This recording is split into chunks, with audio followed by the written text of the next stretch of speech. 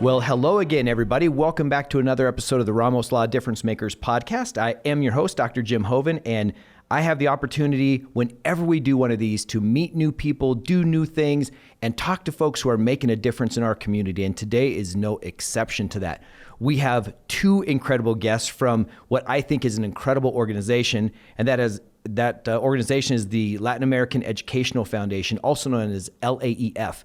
And we're going to get into what that is. We're going to get into the story behind the two guests that we have. And today, I'm telling you, stick around. You're going to want to share this episode because it's going to have a lot of information about what people are doing in the community for particular groups. In this case, the Latino group. It's fantastic, amazing. So stay tuned. You're going to want to share it. And without further ado, I want to welcome our guests, Mr. Jim Chavez and Ms. Can I say Ms.? Would that be accurate? Ms. I just became a Mrs. Yeah. Oh, you're just a Mrs. Congratulations. Yes, okay, thank you. Mrs. Kimberly Villegas. So welcome, guys. Welcome to the show. Jim. Thank you for taking your time. Good to see you. Thanks for having us. Thank you. Absolutely. And Jim, this has been a while in the making. You and I haven't met each other in person, but because of COVID, we were visiting back and forth Zoom I think calls. we had our first Zoom interaction, I think it was roughly a year ago. Yes. In the deep of the pandemic in March or April of 2020. And thank goodness we're here together. We're enjoying this time. You guys have had a chance to come to our little studio here. We're having fun. How have things been for you guys individually and for the group through COVID as we're coming through this time?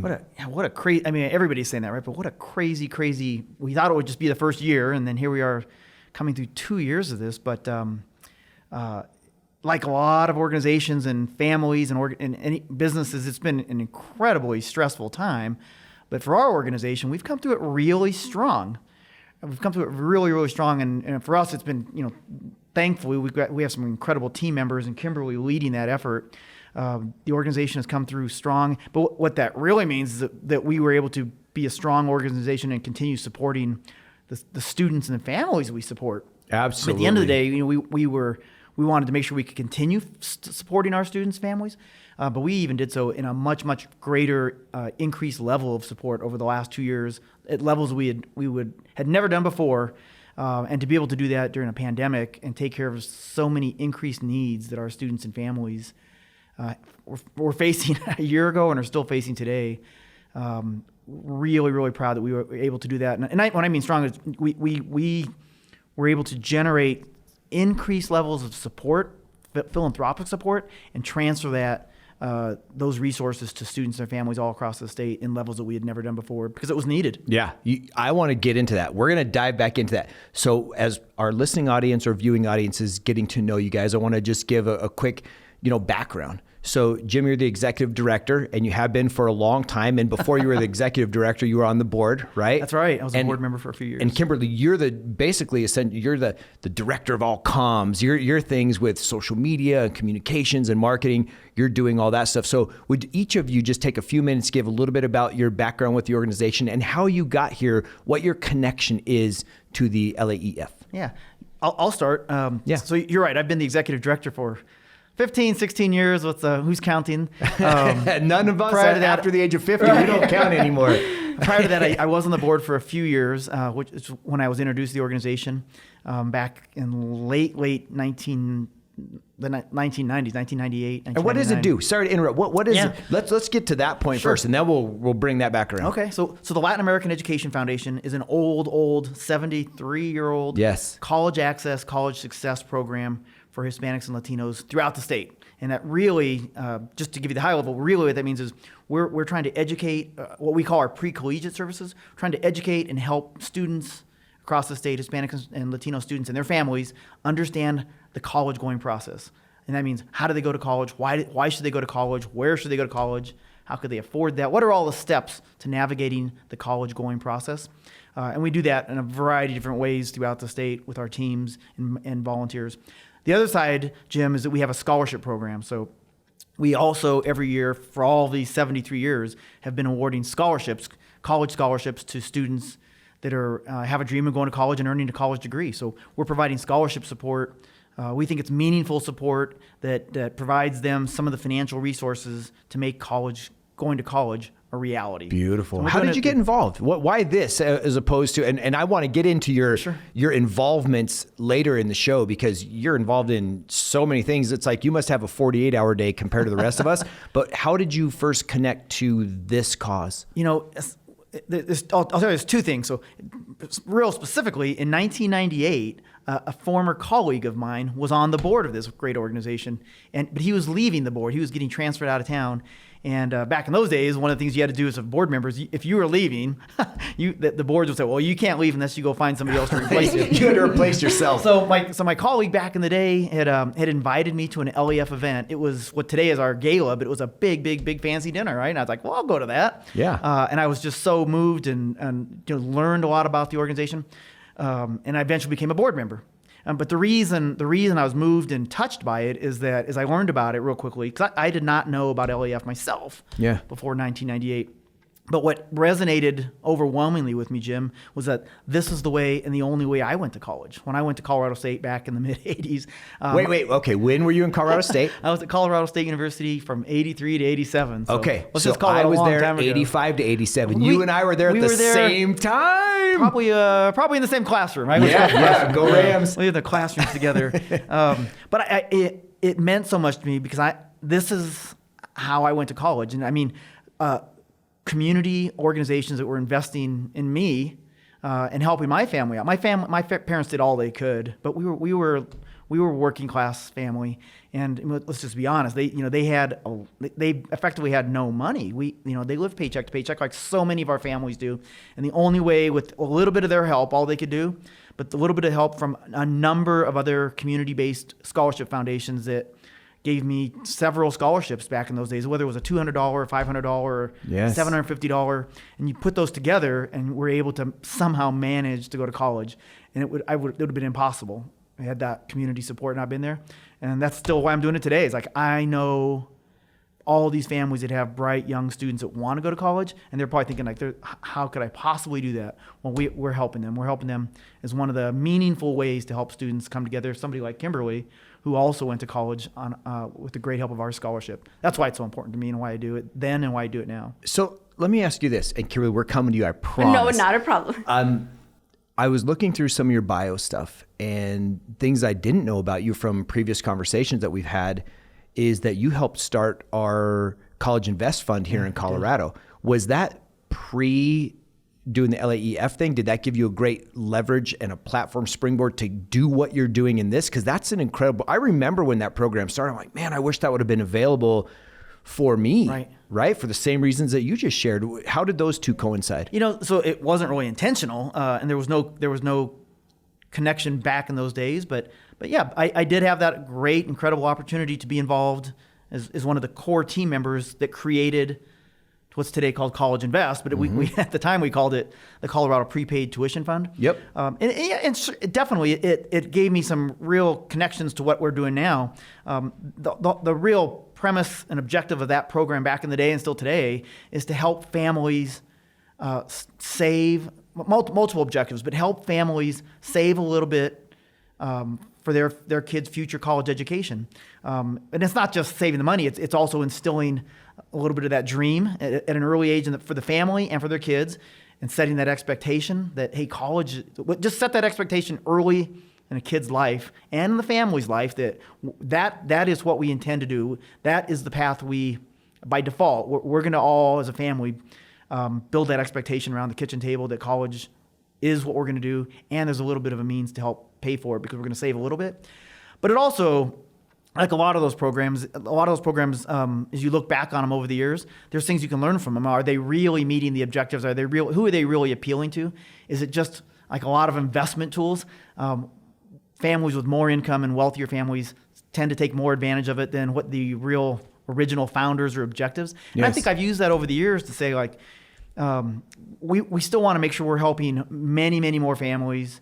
We're not doing it by ourselves. You have to have a lot of partners that help us and help families and the students. But yeah, so I've learned a lot from those experiences, and really the intersectionality and a lot of the things I still do today, what might appear to be outside LEF, they're all intersected, right? I mean, going to college is not just about resources and financial resources are critical, but there's so many other moving elements that can help be successful, help a student be successful, or derail it. Like if you don't have adequate housing, or you don't have adequate health care, you or your parents, or you don't have adequate transportation, if any of those become, and they all do become challenges, can we also have a role through LEF or through our other community involvements to make sure that those intersecting issues work as opposed to don't work? Because any one of them that goes awry, and it can wreck.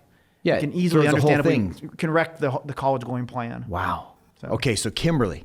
Yes, of course. Tell us about your role, and how you got connected to LAEF.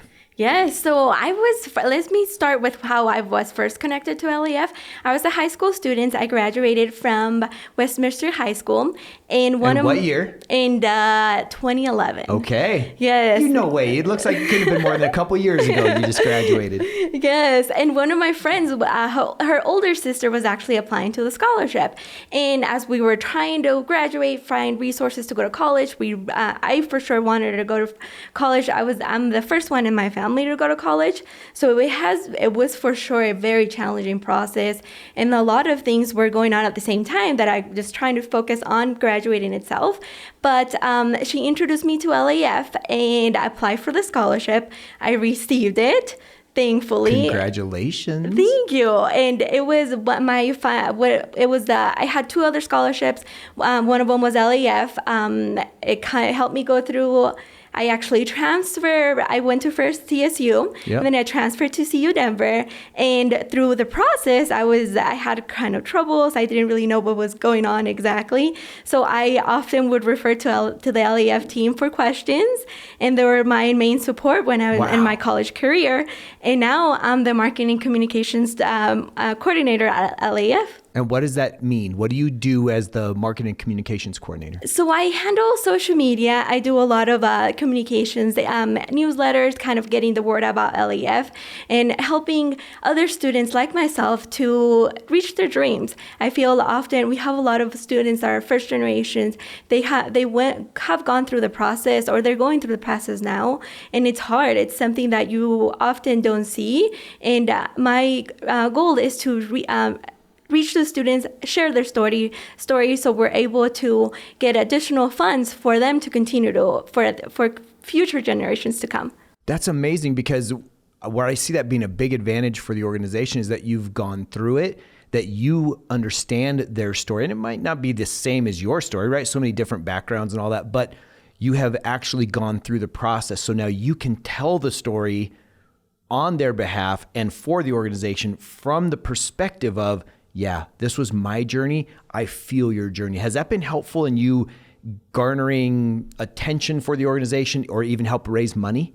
Yes, it has been, for sure. It has been helpful, and because I've gone through the same process, I'm also trying to think of other ways to help either students and also other funds to kind of connect both of them together. I feel like for my parents, not for their own fault, but it just happened like that they were not able to ask those questions, find those resources. So now, for example, we do like a scholarship reception for students or their parents to do a little bit of orientation that parents or students would not go through on their regular orientations universities. Yes, because they either wouldn't go or wouldn't know to go, or that kind of thing, right? Yes. So you guys are doing your own university kind of college entrance evaluation. We do a lot of those sessions, and we've done even more of them now that the pandemic has hit.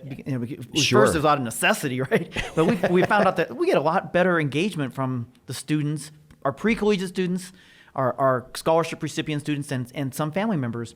It's just a lot more accessible, and we've shortened them down. We can do things quick like this. Yes. Delivering relevant topics and information, whether it's related to the student or to their parents, helping the parents even if their student has now gone off to school.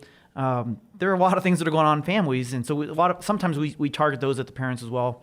We've had good engagement on that, and to Kimberly's point, it's not an overriding requirement, but the reality is many of the students that come to us, either as high school students or as scholarship recipients, they are first generation college going families, and none of us don't know what we don't know. Right. And you just may not even know what to ask and how to even be helpful to your student or helpful to your own nerves and your own fears about how to get my student to college. How's that going to affect my family? You just don't know what you don't know. So we try to always keep that in mind. And I think having both members of our team who are LAF alums, they can genuinely talk to parents and talk to students from at a personal level. Like I have been you. I've been you not that far back, and we can help you understand that all those dreams are possible.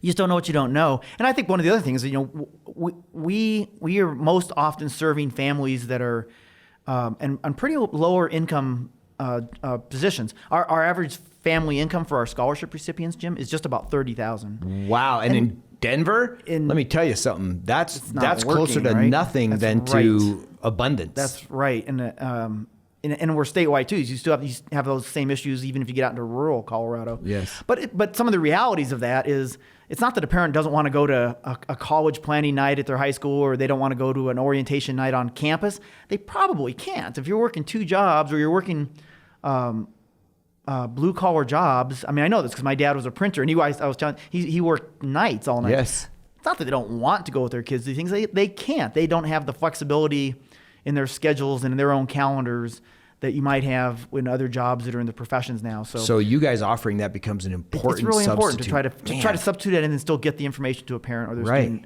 where they might not be able to access it. Like we might just assume, well, of course everybody can do that. Well, the answer is actually they can't. Right. So that's an important role that we can try to fill. Well, let me read what I wrote down as the mission. It's kind of the mission and the vision. They were 2 separate things that I kind of combined from the website. Basically, it says that LAEF works to advance the educational, leadership, and economic status of all Hispanics to improve, and this was my favorite part, to improve the greater community. Sure. I would love, Kimberly, tell me what that means to you, that vision and that mission statement, because when I read it, I'll tell you, it was far more than wanting to help a group of people. Some people get wigged out by that, right? Like, well, what about the rest of us? And I'm like, no. Get the bigger picture. Mm-hmm. When every community wins, the entire community wins. So for me, that last bit of the mission said, yeah, because when that tide that raises all boats, that's what it meant to me. But what does it mean to you as an alumni, as a person who's deeply involved in this mission? Yes, of course. So what it means to me is that by helping one student at a time, we're able to kind of advance the whole community as a whole. Because once you help, like for example, myself, I've gone through the program. I graduated from college. I'm able to work now on LAF, for example, and I'm doing marketing communications. That's something that I'm not working at blue collar jobs. I have been able to, thankfully, be able to buy our first home. And so that's kind of helping the community as a whole, because we're helping the economic advancements of all of us. But I have been kind of the first one in my family to do a lot of the things that without the college education, I would not be able to do. Wow, super impressive. So that takes me to stats. From what I understand, and I didn't write a lot of the stats down, but the Hispanic population is by far the fastest growing population in Colorado and across the nation, I believe. But yet at the same point, there's a huge disparity between a number of people going through the system, the educational system, and the success of this particular group. And I don't know how it compares to any other group because I didn't see the stats, but the folks who aren't making it, these young people that aren't making it through the system, they're dropping out at the high school level.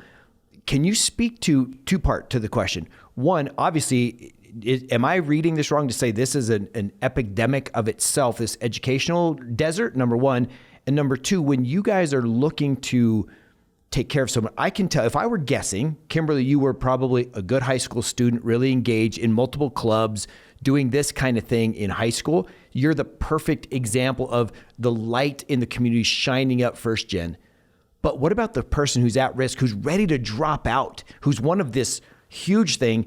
Does LAEF play a mentoring role in helping them stick it out or to understand if they're right college material in the first place? I gave you a whole bunch of material to unpack there, so I'm sorry for being so long-winded, but it's all connected. Yeah. It's all connected, not only for an individual's future prosperity, but an individual's future prosperity leads to community prosperity for all, not just the Hispanic community in Denver or Colorado, but for our broader state. And it really does tie into what our vision really means. So there's more to that. There's more, if you unpack that, it's all connected. And it's why we still are doing the work we're doing today. We've made great progress in Colorado and across the country, but there's still a lot of necessary work for the betterment of the community in our state and in the country. Some of the stats you've probably have seen, but maybe our listeners don't know about them. The Hispanic population in Colorado, for example, still is grossly underrepresented in the number of working age Latinos and Hispanics that have a college degree. And it's a significant difference or disparity from the general population. Just to round them up a little bit, the general white Caucasian population in Colorado, about 55 or 60% of those folks have an under-college degree. But if you look at the Hispanic population, it's only about 29 or 30%. Really? That's big a a massive difference. discrepancy. Massive, especially for such a rapidly growing group of folks. Exactly. So if you let's just look at Denver Public Schools, for example. Denver Public Schools has almost 60% of the student population is Hispanic or Latino. So 60%. Yes. We know as a country, we will become a majority minority by about the year 2050. That's not that far away. That means more than 50% of the country will be brown or Hispanic that's less than 30 years away. That's a generation. Yes. Right? And if you have that college disparity, that presents our country. Some people would say it's a national security threat. And I agree. That sounds strong, and that might even sound overly dramatic. But let's think about that. It's that if we care about the prosperity of our country and the safety of our country and our ability to still be leaders in the world, we have to have a population that is well-educated and economically positioned, so they can we can still be leaders of the world. That sounds dramatic, but you think like what? That's not guaranteed. So a college degree is the path to not only knowledge, but technological knowledge and leadership. But even at community levels, when you have these massive disparities in education, that if we don't correct that or continue working on it, it'll lead to other disparities and things like home ownership. I mean, Kimberly mentioned that in there. That is such an accomplishment that we should be so proud of. Absolutely. To get a college degree and then get professional jobs and have jobs of income, reasonable income earning potential, not only the day out of college, but over the course of your career, leads to things like home ownership. The Hispanic population, Kimberly might remember the exact percentage of this, but if you look at the Hispanic population in Colorado that own a house, it's dramatically low. It's very low compared to the white population. And it's not that we don't want just Kimberly to have a house. We do. We do. I think we're all really proud of her having a house. But when more and more people have a house, they buy things, right? They have to buy couches, and they buy lawnmowers, and they buy things that go in the house to live. And that continues to fuel our economy for everybody involved, right? You have better health outcomes, much better positive health outcomes with greater levels of education, and that affects all of us because if we as a country still believe in taking care of each other, mm-hmm. and even if somebody doesn't have health care or they've got a worse health situation because they couldn't afford the right medicines or the right preventative care, we pay for that. It's far better if we can get people to have the resources to have better preventative care, so we're a healthier society and we can still go on and do things to fuel our economy and fuel our window. The other thing is Hispanics are. We are just very, very underrepresented, Jim, in positions of leadership positions and decision-making positions in companies. So it's one thing to have a whole bunch of Hispanics, a great percentage of Hispanics who are in the lowest entry-level jobs, but that's not where we want to be. We want to have all of us in positions where we are using our education, using our minds, being in positions to lead people in our neighborhoods, in our companies, and in the country. And that's why I think it's a bit of a national security threat if we don't educate our communities. I don't want to abdicate the United States' leadership potential to another country. I want us to be the country that is leading on technology and good policy and being a good world player. And that comes about with education. So tell me this, and Kimberly, I don't know if you'll have a thought on this or not, but I know that there are some people that even if they really want to go to college, you have to ask them why they want to go to college. So for example, here's an example that's not college, but a different kind of college.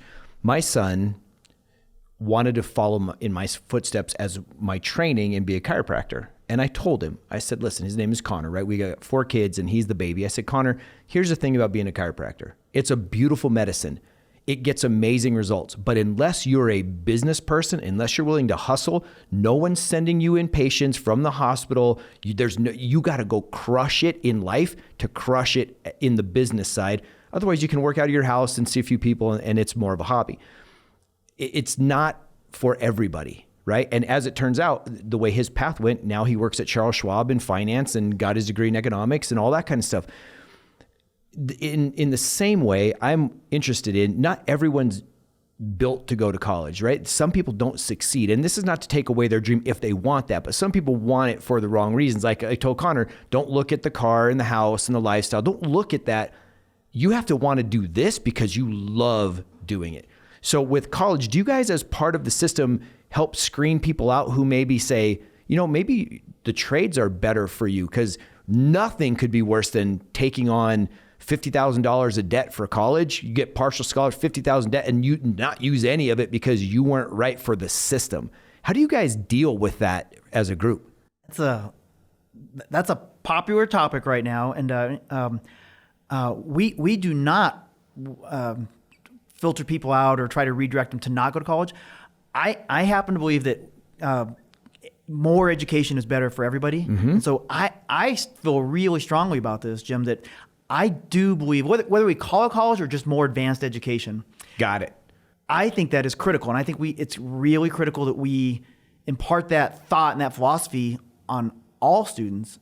I don't want them to opt out of furthering their education. Whether it's a university or a private college or a trade school, I want them to be encouraged and understand why more education is better than less or none. I love that. So that's not to mean that, and that doesn't mean to suggest that, somebody might not succeed or they're not college material. I disagree with it. I think all of us have the ability to further educate ourselves and further ourselves. I do believe, really strongly to your point, you have to be passionate about it. It doesn't serve anybody, the individual or us as society, that somebody does something because somebody else suggested they go do something. And I think it's one of the things we do very well through our communications and our mentoring and our counseling. We want to help people and direct them to do something they're passionate about, because I think we're all more successful if we believe in what we're doing and we have a vested interest in doing something. We can help. We do help folks in that. That's part of the college going plan and processes. What are you passionate about? What do you care about? Don't force yourself to go into accounting if you don't know anything about it. You could care less about it, but do something passionate and then be very good at it. And you can be very good at it by having more education than less. I love it. So that's important. I think that's important. So Kimberly, do you have any thoughts on the student pathway following high school? Yes. So the student pathway has changed and is probably going to continue to change, especially after the pandemic. I think I just read an article about a couple months ago where universities and colleges are all now measuring students of a 6-year completion rate instead of the traditional 4. Okay. Meaning that students will probably continue to work full-time like they did maybe, or part-time like they did back in high school. They're not the traditional students, the 18 to 21 years old.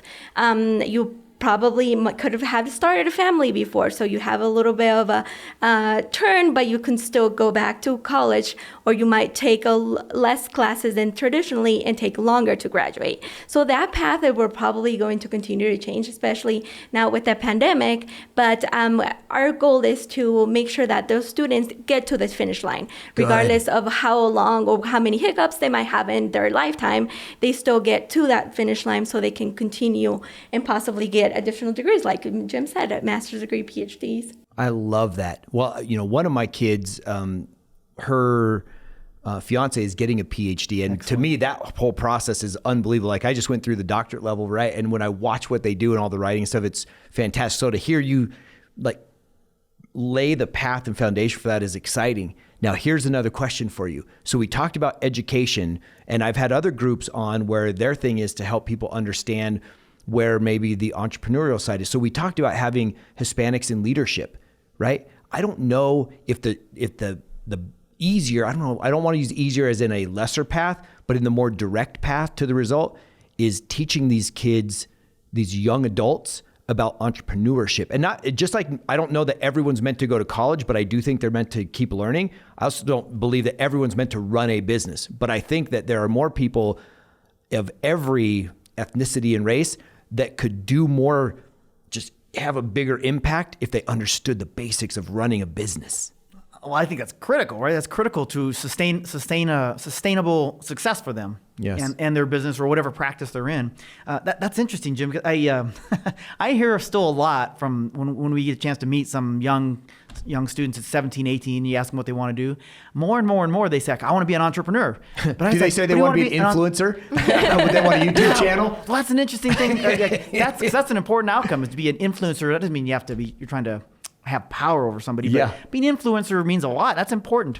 But when younger students say, "I want to be an entrepreneur," I come back to them appropriately. It's like, an entrepreneur of what? Yes. And a lot of times they can't answer that yet. And I think that's a role for us to then help them answer that first. Because I think you have to answer that first. Like, again, what are you passionate about? You just can't be a successful entrepreneur without knowing what you want to accomplish. That's and right. A lot of times if they don't know that, I think it's probably an obligation of us and our community to help them step back and think about that first. It's great to be an entrepreneur, but for what purpose and in purpose, and what are you passionate about? I think a lot of times that requires education, some more advanced level of education, and a broader education, right? As you've just said, you can be an incredibly skilled chiropractor, but I think you can probably even have a better sustainable prosperity if you understand the business side of it and the accounting side of it and the customer side of it, how to brand it and how to market it, and that you can learn a lot of those things through an education in college. That's right. I'm all about that. I think that's important. And Kimberly, to you being the example of that, I would like to kind of shift gears a little bit and talk about this mentorship thing, because what we've been alluding to here is mentorship. And we talked about the two branches. We have the mentorship portion and the scholarship portion.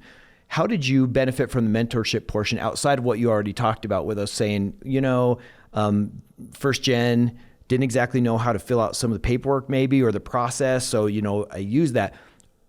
Two-part to your question, or for my question to you. How do you guys navigate the mentorship process for incoming applicants? And are you now a mentor because you went through the program? So you work for the company, if you will, but do you find yourself saying, man, I can give back in that way? And is that popular amongst the recipients? Yes, no, thank you for the question. Yes. So we do have a mentoring program for our current scholarship recipients. And yes, I'm now a mentor for one of our students. And so how the mentorship works, it's specifically to have like that, a little bit more of a professional advice, or maybe a little bit more of what your students are going through, and it would be related to that mentor. So right now I'm mentoring one of the students. She's going to CU Denver, and she's a marketing major. So I have been able to help a little bit now that she's getting close to graduation. She had just some questions about like maybe resume, maybe like helps on networking, because that's one of the things that nobody likes to do, but you have to do. Yes. And you find so much advice, so much information, and so much opportunities to that networking that you usually don't. You're so focused on trying to I just need to graduate. I need to get an A in this class. You focus so much on the academic portion that you often forget about anything else until you graduate. Right. And our goal is to be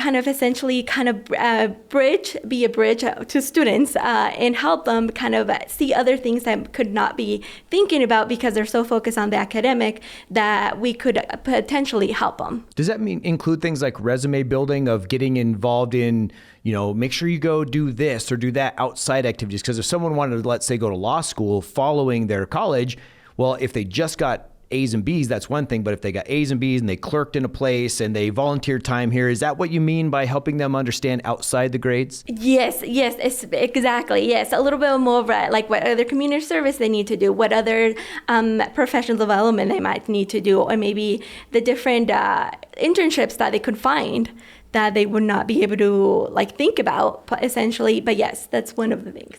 One of the terms we've been using more and more and more, it's coming more into the conversations around young people in college or even pre-collegiate.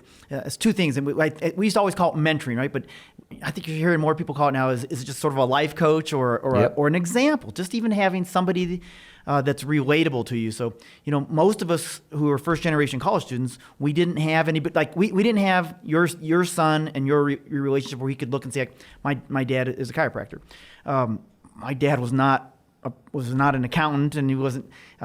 He worked nights, right? And so a lot of our younger students don't have somebody they can even just relate to. That doesn't mean look up to. We have lots of people we can look up to, but how can you even envision yourself being an accountant in a professional building or being a marketing person when you don't have that? So it's really important that we have relatable mentors or coaches so that our younger students can see somebody that looks like them. It's like, oh my God, that she's doing, that's what it might mean and look like to be a marketing professional or an accountant. And the other term that's now, to take that to the next step, Jim, is this concept of social capital. And I think for a lot of communities, maybe we've always known it's there, but it's not necessarily true. So we want to start spending more and more time and energy helping our younger professionals while they're in college and immediately as they launch their career, understand and helping them figure out how they can build their social capital. How do they build their professional networks? How do they literally, how do you network? How do you put yourself in appropriate professional development? And that's so important because it's not just, you can't just get a degree and be successful. You've got to make sure you understand how to navigate the launching of your career so you can leverage that and capitalize on it so you can advance your career and don't let it stall out. Don't let maximize the benefit of your degree through networks and professional development and social settings that, as we all now know, is so important to your long career advancement, leads to being in positions of where you have more and more decision-making authority and influence. Yes. Influence over your community, influence perhaps over your company, appropriately though. That's really important. You hit that right on the head. And one thing that I've been able to see working here, having my own clinics for a long time, then working in a chiropractic franchise for a decade, and then coming here to Ramos Law is the impressive impact that Dr. Ramos has as a medical doctor, a lawyer, a jet pilot, and a Latino. I'm not seen as a doctor, a business guy, a coach, or this, and a white guy, right? I'm not looked at like that. I'm just looked at Jim Hoven, whoever Jim Hoven is. But in these minority ethnic communities, it's a big deal. So for him to do all those things, like you said, it was so brilliantly put. Someone who looks like them, someone who looks like you, right? And now they say, I can be a marketing coordinator. I can do that. The number of people that have told Joe Ramos how much it means that they see a Latino that can be a doctor and or a lawyer, it's remarkable, the impact to me. And that's what I'm hearing you say. Yeah, it's so critical. Again, when you're a first generation at whatever level, if you just have not seen that. Yeah. I mean, I came out of CSU as an accountant, which is a complete which accident. is a ridiculous degree, by the way. That's so hard to get. That's but I had so no detailed. idea. I had no idea what an accounting office looked like. I didn't honestly really know what the work was, how to act, how to interact in that day-to-day life. Yeah. It was just a sheer miracle that it worked. We don't want it to be a sheer accident or a miracle. We'd like to provide relatable mentors to our.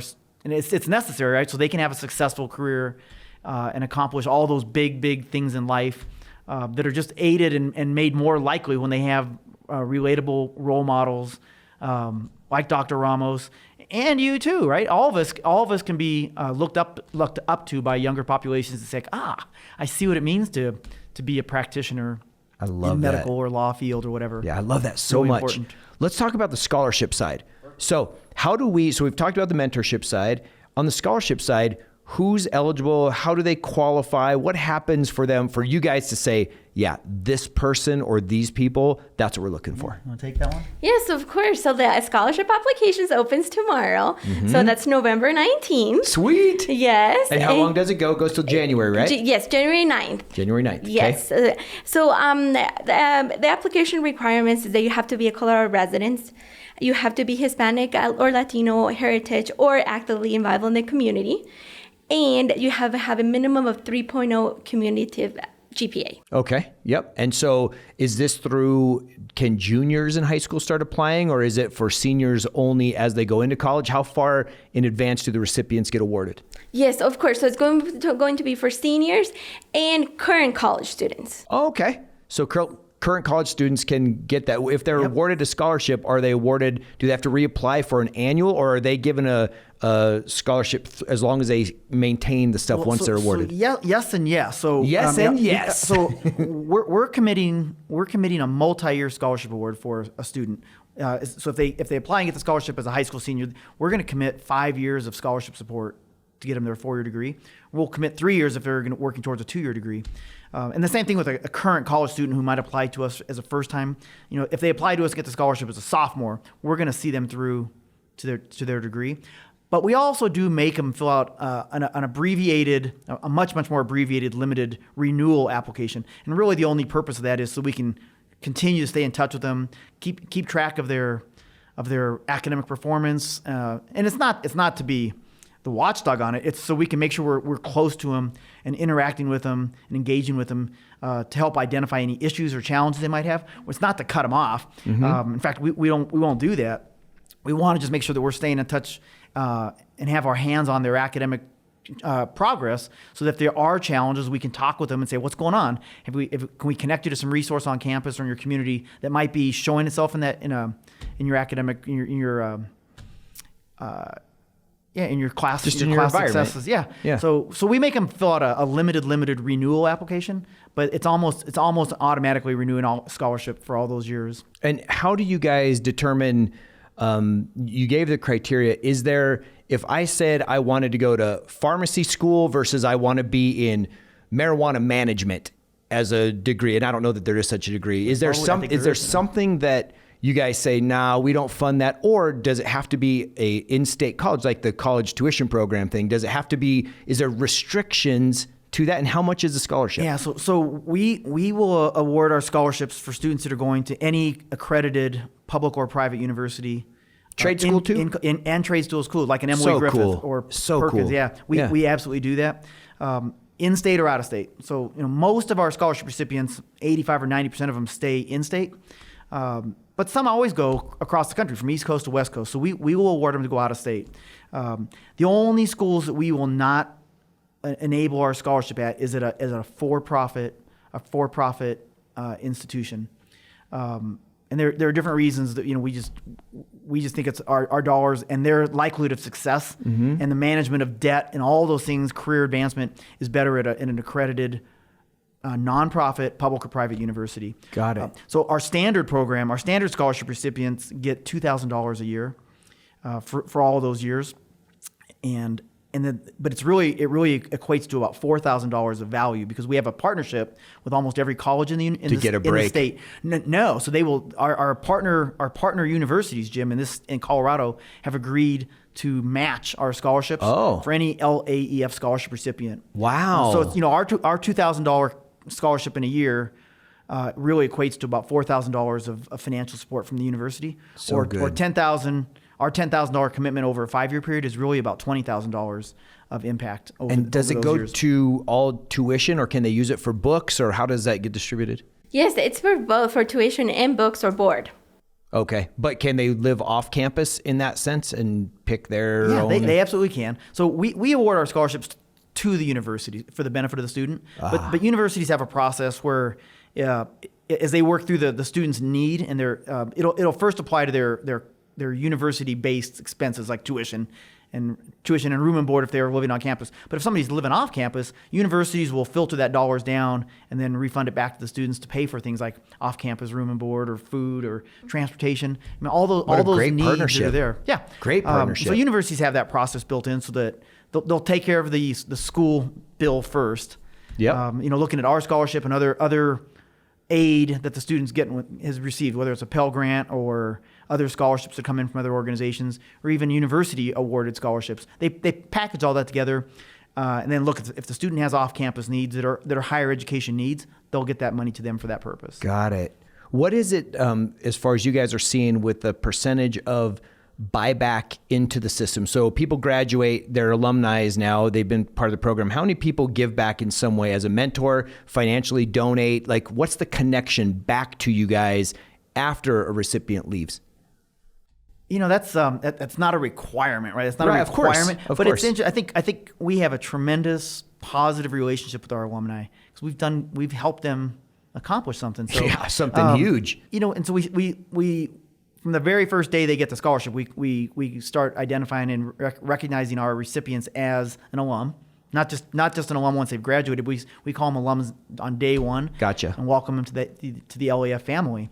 And so you do see. I think the very, very compassionate, considerate, appreciative nature of our scholarship recipients does result in alumni saying, I want to somehow, some way, at some point down the road, I want to pay back that scholarship in some form, whether it's being a mentor back. So many of our mentors are also alums. We also have volunteers. Yeah, volunteers, and then some of them start making gifts back. Many of our alums are young professionals, and they're just embarking on their career, buying their first house, starting families, and that's challenging for any of us, right? Any of us in the early part of our careers. But we are seeing more and more of our alums starting to give back some kind of gifts, whether it's on Colorado Gives Day, which is just a few weeks away, yes, or attending some of our events.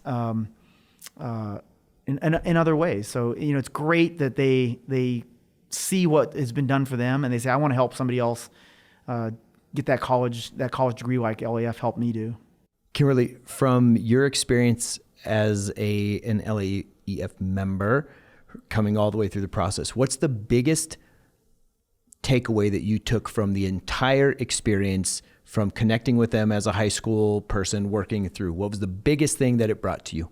The biggest thing is that seeing that I can do it also, that not only others, but also myself, and that I'm making a difference in the community, and those students are now in school that sometimes you feel often like giving up or not necessarily. You have so many challenges thrown out your way, but you just have to persevere and get through it, and eventually you will get where you want to be. Oh, love it.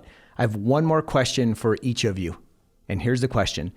If you've been given one piece of advice in your life that has guided you to where you are today, or you've learned something along the way that is now that one guiding principle or premise that you would share with people listening, because we might have business owners, students, we might have a whole host of people around the planet listening to this.